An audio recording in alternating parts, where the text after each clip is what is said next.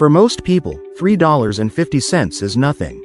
But what if that small amount could actually become $300?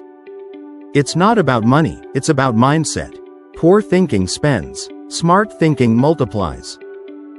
Step 1. Don't waste it. Use that $3.50 to create value. Invest in learning a skill. Step 2. Offer a basic service online. Even if you charge just $2 per task, getting 5 clients makes $10. Step 3. Reinvest everything. Turn $10 into $20, $20 into $50. Keep repeating. Step 4.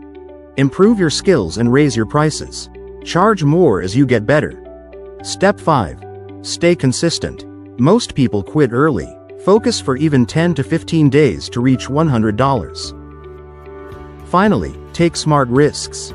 Once you have savings, try small trading or scaling your service.